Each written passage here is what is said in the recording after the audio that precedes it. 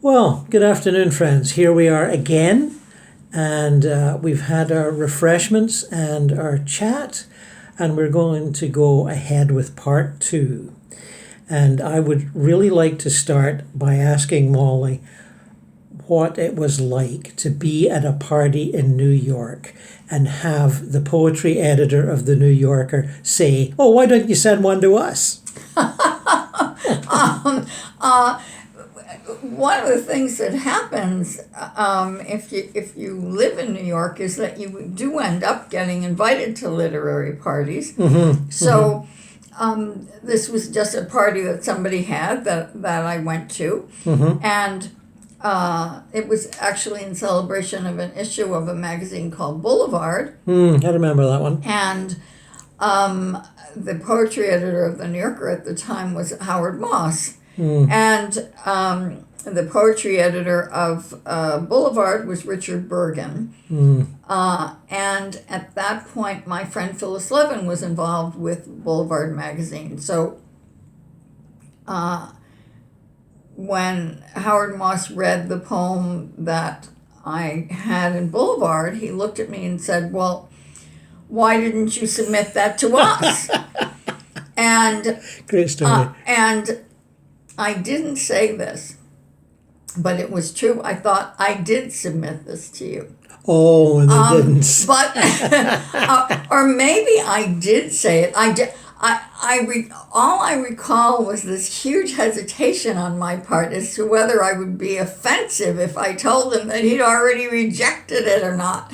I would, of course, say that to somebody now, but I'm bolder than I was when I was at that party. But yes, it seemed one of the reasons I wanted to live in New York is that then the literary world seemed real to me. Yes, I could go down an avenue and see where Random House was. I could go down another avenue and see St. Mark's and the Bowery and go to one of those open poetry readings and see what that was like. And for me, having a sensuous apprehension of the literary world was extremely important. I couldn't do it in the abstract. I had to have it embodied. And I know this is an odd segue, but it's one of the reasons why I love the program Poetry in Motion. All right, on the subway, yes. Because the poetry is on these posters in the subways. We started Poetry in Motion in the mid-1990s. My friend Elise Passion, who was director of the Poetry Society of America, and I was president of the Poetry Society of America, she said, "Well, let's try to do this in New York the way there is poetry on the underground in London." And so we tried, and it was our great fortune that the head of the New York City subways at the time, Alan Keeper, was a poetry fan. Oh, cool. Or at least a Robert Frost reader. Oh, well, that's a start. Yeah. So when we began this, I thought, this is a chance for millions of people to read poetry. And in that regard, I'm a bit of a populist. Yes. I like the idea of a guy with a lunchbox, like my father, could look up on the subway and read a poem. Yes. Not that my father probably would have done that, but the availability of it meant a lot to me. And the fact that this program now is a cultural institution in New York, people cannot imagine the subways without this program. Nice. Is amazing to me. Started as a volunteer project by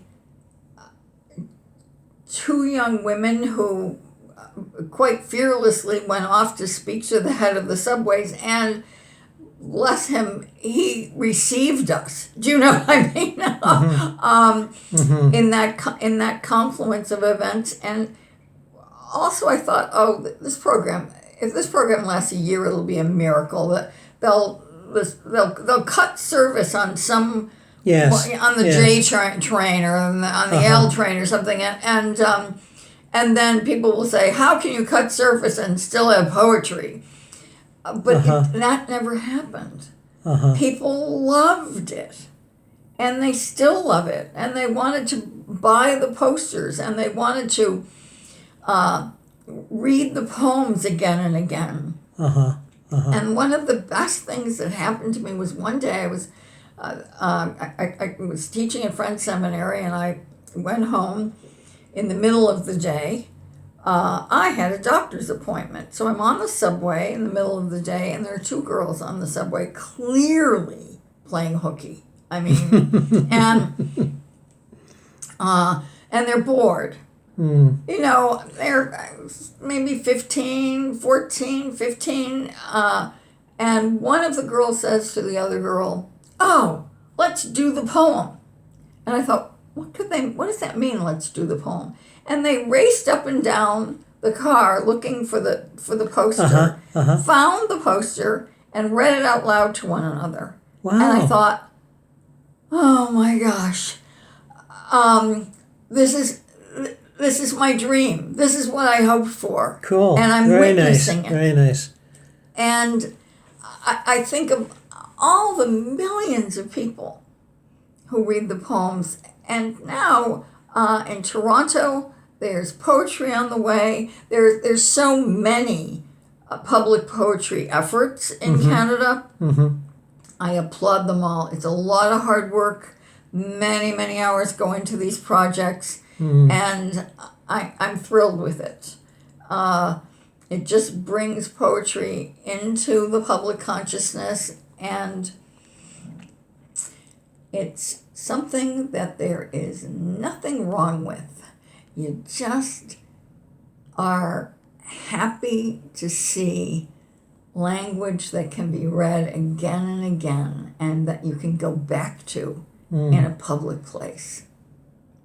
Totally agree. Poetry is the greatest language of all. It's better than journalism. It's better than speeches. It's better than expository prose. It's the best. I'll never stop saying that. It's as crazy as it sounds. Oh, well, I agree with you. Good. So I'm wondering, what's the link between poetry and motion? Obviously, there's a country change, and the Best Canadian Poems series that you started that. Yes. Yes. When I moved to Canada, and I'm a Canadian citizen, as well as having Canadian roots, and I thought, I want to do something. I want to do a big volunteer project. I want it to be with poetry, and I want it to allow me to have access to as much Canadian poetry as I can devour. Contemporary. And so the Best American Poetry was a huge success in the States, and I thought, we should have that. We should be doing that. And Hallie Villegas, who then was the young both editor and publisher of Tightrope Books. Oh, yes, Tightrope, was very interested to start this project, and we did. And carried on for a number of years until then, as Tightrope fell on a bit of hard times, we moved to Biblioasis, right?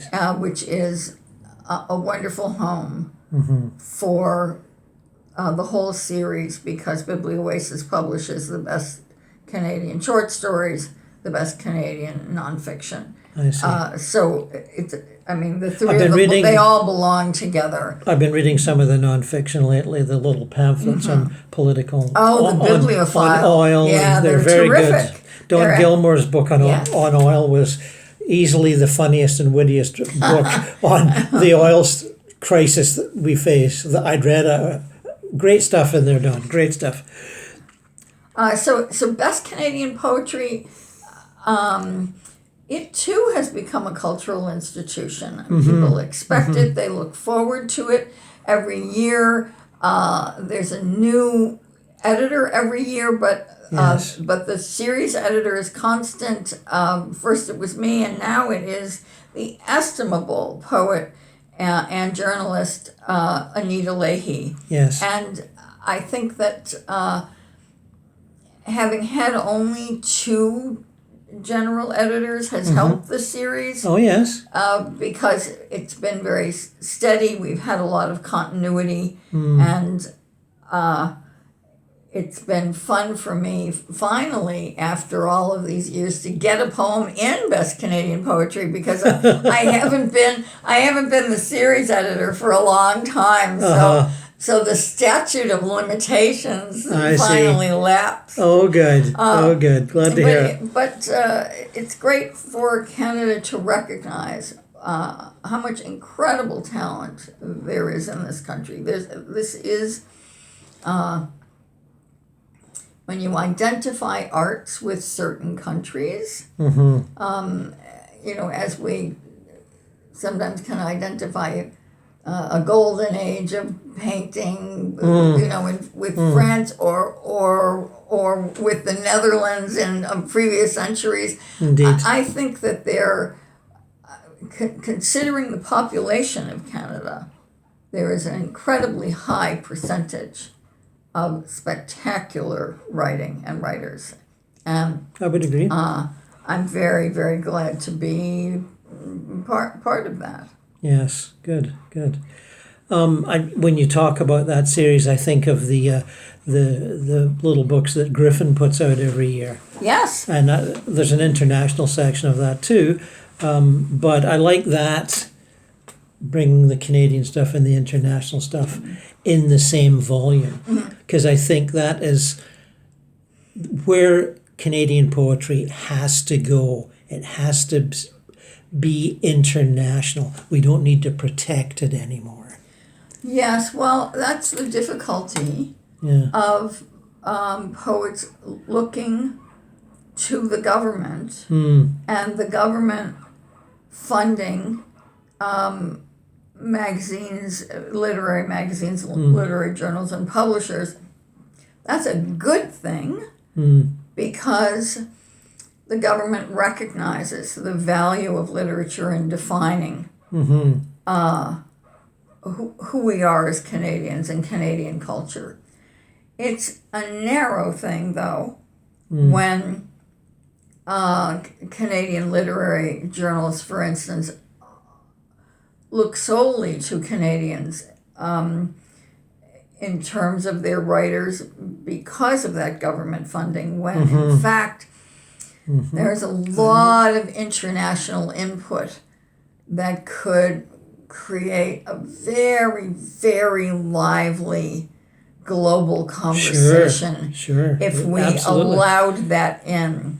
And we don't at the moment. But we will. And that's too bad. Bureaucrats are a little slower to move than poets. Let's face it. We need a poet's house. We need a house bought in Toronto. Oh, I see what you mean. Yes. That will contain a huge poetry library, a poetry bookstore, and rooms for poets, for international poets to stay, so that Canada can host poets from other countries, and there's a place for them. Right now, there are plenty of prizes, but I don't think poetry needs any more prizes. I think poetry needs community, and community means an actual physical architectural space That's what we're missing, and that's what we need now.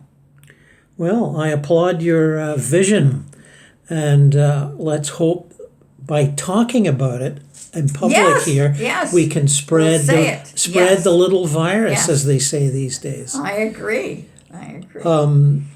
Because in my accumulation of poetry books from wherever I get them, and I'm including Value Village. You find some interesting I've given a stuff lot of books of poetry to Value Village. But there is dare I say that? There is no end of interesting Canadian poets. Yes. I discover, obviously I'm 70, so when I say younger people, I'm talking about people that are 28 or 30. And I just discovered one the other day who's very accomplished, Alexander Hollenberger.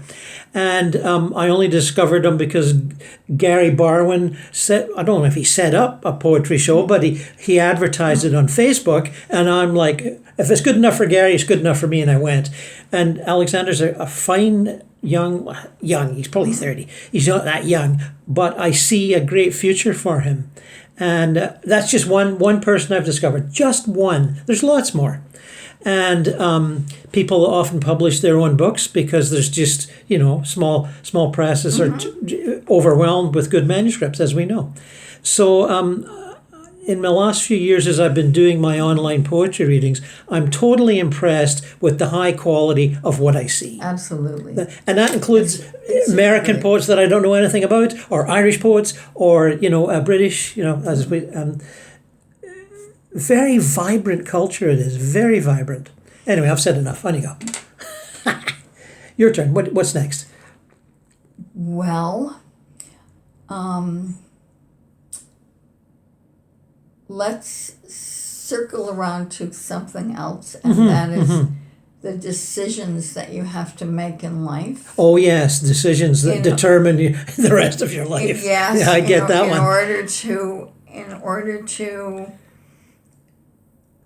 anchor your creativity or live a creative life. That necessity of a room of one's own also necessitates the money to fund it. And time is not elastic. And I think that choices have to be made and limits have to be recognized. There are a lot of people who will say, "Oh well, I'll work at a job and attain a certain level of success and have a family, and then I'll write poetry later when I'm retired." Yeah, we've heard that one before. Yeah. And that's fine. Some people actually do that. But if you have a gift, I don't think you can ignore your gift. I think that if you don't use the gift that you have, part of you starts to die. Yes, I agree. And that dying, unfortunately, is almost encouraged by the culture because it's not like you're going to go out and get a job as a poet, It's not going to pay your bills. So it always necessitates life choices, becoming a poet. And I know that for myself, I actually did stop writing for a few years when I was young because of that urge to want a normal life, a so-called normal life. Yes. And I thought, okay, I'll get married, I'll have this job. I was young, and I would just spend my weekends the way everybody else did, just sort of, I don't know, going to the farmer's market and having fun, Yes. going out at night. And I got sick. I got sick. I not desperately ill, but any sort of virus cold, what have you, that anybody had, I seem to get. Interesting. And I was married at the time to my first husband, who we were supposed to go away, and I was sick yet again. And so he said, look, Molly, I'm going to go ahead and go. And I said, great, I'll just stay home and blow my nose. And that's what I did. But I was alone. Mm-hmm. And I picked up a pad and I started to write a poem. Mm-hmm. And by the end of the day, I wasn't sick anymore. Oh, great story. Wonderful, wonderful. I realized I loved doing this, that I had cut myself off from it. I had to somehow find a place in my life for poetry and for my own talent. And that required making choices. And that's part of the reason why, not exclusively by any means, but it's part of the reason why I chose not to have children. Mm-hmm. Mm-hmm. It may be the case that some people can have it all, but I think that something always has it less. Yes, yes. And because I didn't come from a family, I had no family money. Mm-hmm. It was, and also because I had an onerous amount of responsibility as a very young person in this world to keep my father on some kind of schedule to take care of my sister. I was making the family meals when I was 13 years old. The laundry, all of the stuff that the mom work without actually the mom gratification. And I had a lot of I got it. I got what the mom work was very early. And I thought, you don't have to do this, Molly Peacock. You do have a choice. And I'm very glad that I made the choice that I made, but it was a choice I had to examine over and over again in my life. And that's part of the reason why I wrote my memoir, Paradise Piece by Piece. Yes, yes. Very vivid descriptions of the situations you are describing. And that book was published in 1998. We're talking about these issues. Those of us who are in the cohort of so-called childless cat ladies. Yes, yes. We're talking about these issues in 2025. Yes. 27 years later, I still get the occasional letter about my memoir. People are still reading Paradise Piece by Piece because of the child-free movement and the child-free conversation. Yes. Which is still an important conversation that people are having. In some cases now inspired by the Handmaid's Tale and what is happening governmentally about the discouragement of the choice that I made. And I think that I am very pleased to be, well, a kind of a gray-haired talking head for women's choices, for how to shape a life. I don't think that this is everybody's choice, but it's certainly it's an option. And people said to me, "Oh, you're going to be sorry by the time when when you're in your 70s, you're going to look back and you're going to have so many regrets. Yes. And this is what I say to you all. I am 78 years old, and I say to you, not only do I have no regrets, but I say this to everyone who's shaping a life. There are so many ways to love. And I believe this from the bottom of my heart. There are so many ways to love people, to love values, to love the contributions that we make on this earth. And I'm really proud of having made the contributions that I have, of volunteering in the way that I have, in encouraging young writers in the way that I have.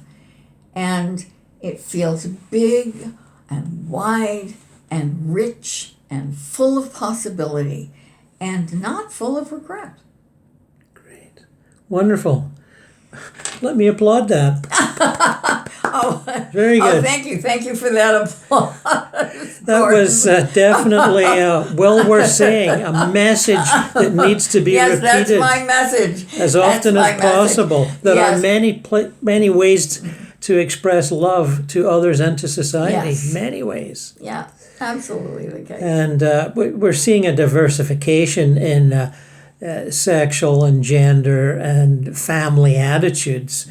As we all know, I don't need to remind anybody about transgenderism and all the rest of it.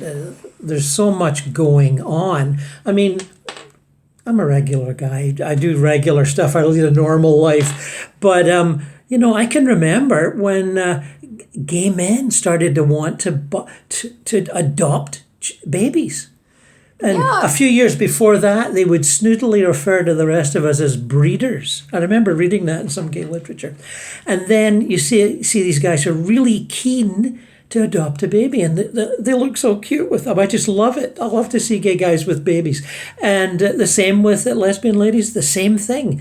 And so there's this great diversification of ways to love. And I'm totally in support with what you said there, Molly. Totally. I guess my point is there are more ways to love than becoming a parent. Oh, sorry, I didn't mean to step on that. Sorry. But I didn't. But parenthood comes in all kinds of packages. Oh yes, absolutely.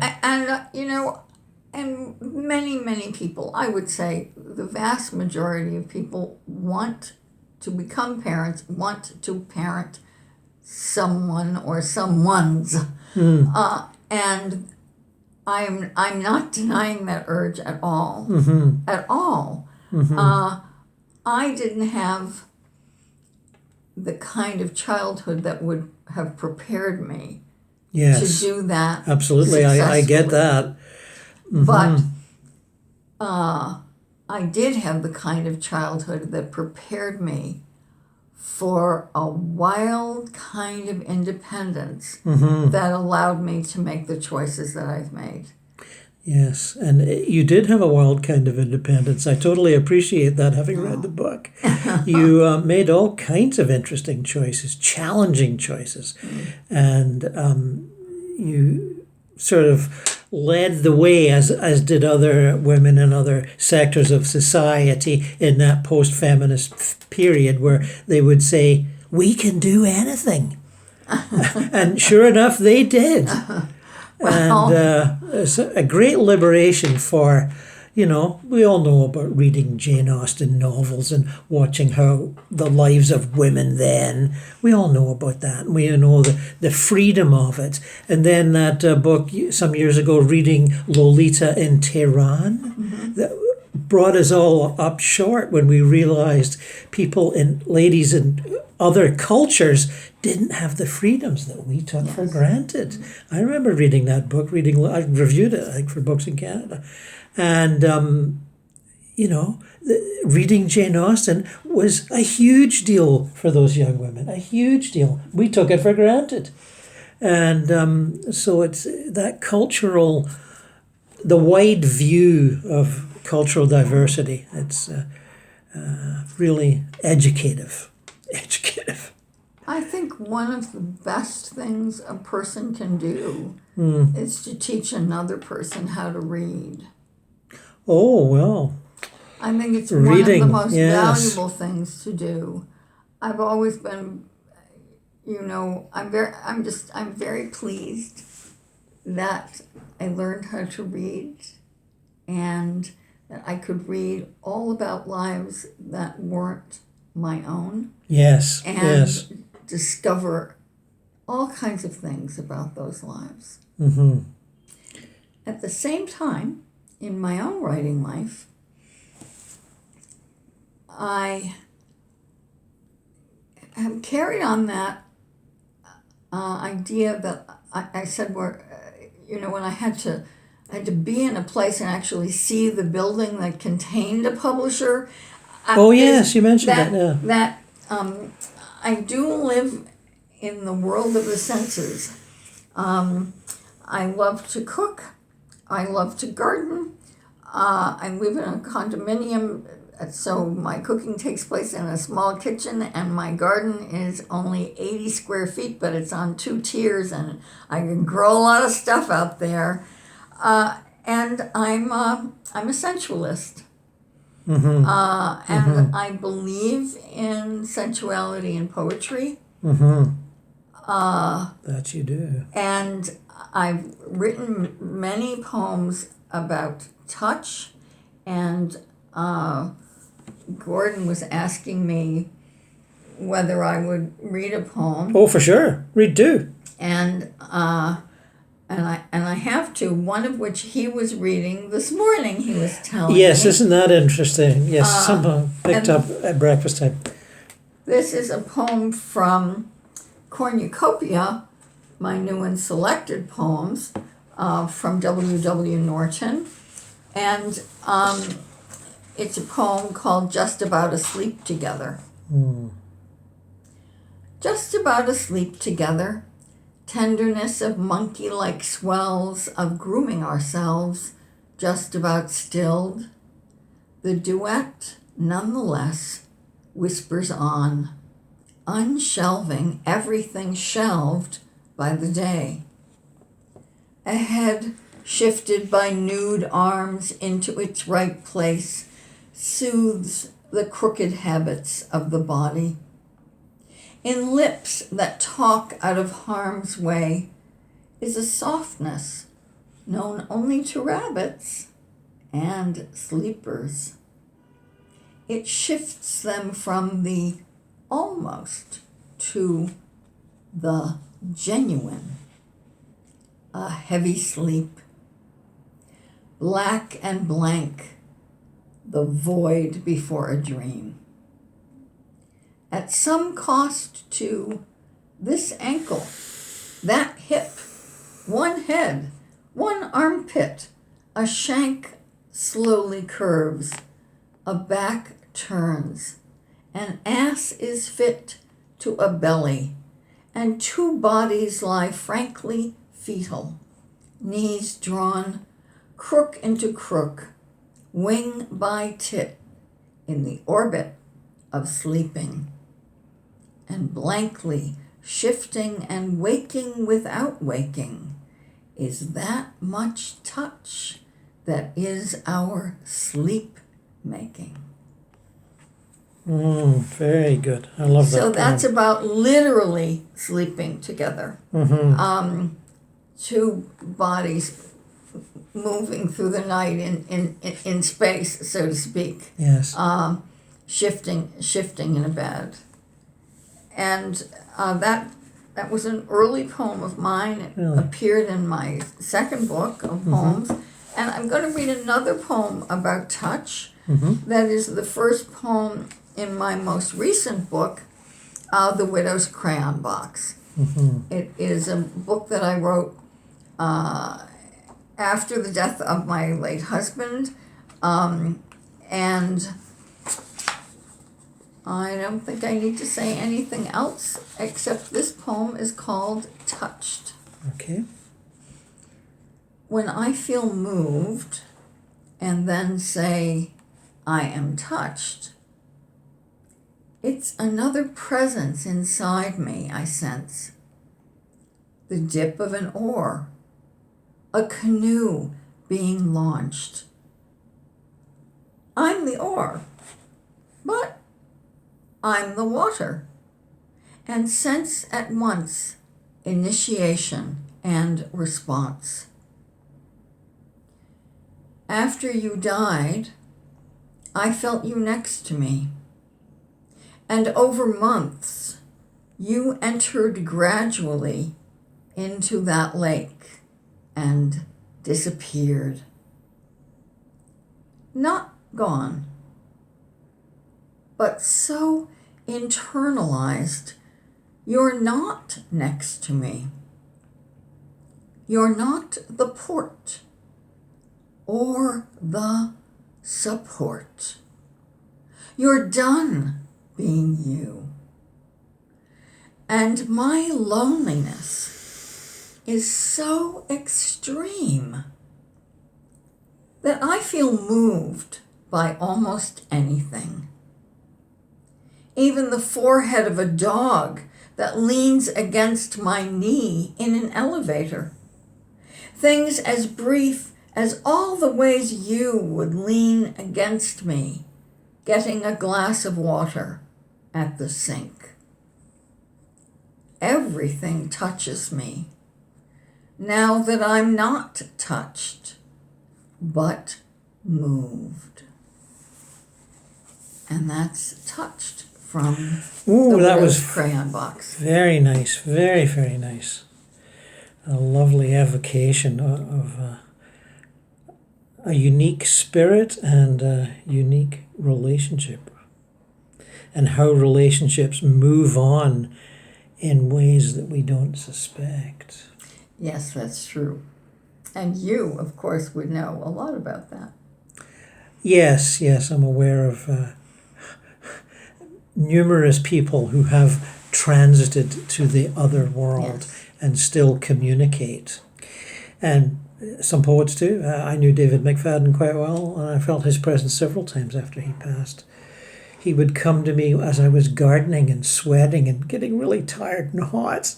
He'd sort of look down and laugh at me. He had a great sense of humor, David did. So I'm well aware of that sort of situation, and it's true. Spirits come by if they love us and care for us, and will get as close as they can without disturbing.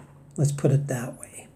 Yes. And relationships are eternal, and when we get there, they're also there ready. And it's a continuation of what we experienced here. It's not a revelation, it's a continuation. Much more similar to the life we live here than you might think. Anyway, I definitely sensed the presence of your farmer here as you were reading. And he was very, very pleased. Oh, thank you. Very Thanks. pleased. He contacted me before we started, and I said, "No, hang on a minute, Mike. I don't want her crying. Come at the end, because contacts can make people cry." Indeed, they can. Yes. So I wanted. So can memories. Mm-hmm. And we all have those, of course, but. The reality of spirits is very real to me, and I think to Mary, and I hope to. Well, some of you guys watching this know I rattle on about this stuff all the time, so they go, "Oh, here he goes talking about spirits again." So, but be assured, love is eternal, and there is a spirit in poetry. Oh yes, and there are only two subjects of the lyric poem. So they say. Love and death. So and they say. That's what we've been talking about, and how I think we've shaped this part of our conversation. We have. And you know what? We didn't even get to sonnets yet. And Mary's a huge lover of sonnets. We'll get to that another time. Another time. We'll have a sonnet conversation. Why not? Thank you, Gordon. Thank you so much for arranging this and for the beautiful way you've set up the interview and your questions about my work and my life. I deeply appreciate it. Well, I'm glad you feel that way. I knew when I think when you did the biographies, I thought, here's a poet with a difference. You know, you're moving way out of the world of poetry into another society, another world, another form of communication, another artistic endeavor. And I really enjoyed that book. And I reviewed it, of course. And then when I met you at that reading that Al organized, I believe, then I saw you up there. I thought, I got to talk to her. I've got to get over there and talk to her. And that's how this happened. Yes, well, this was at a reading that A.F. Moritz or Al Moritz organized. And so he was our conduit, so to speak. I think so. And our connection. Yeah, so thanks, Al. Thanks very much. And thank you to all for watching. And this will be going online in about 10 minutes. We got a real good Wi-Fi connection here. Boy, is it good. So until next time, Gord's Poetry Show with special guest Molly Peacock bids you farewell. Bye. Bye.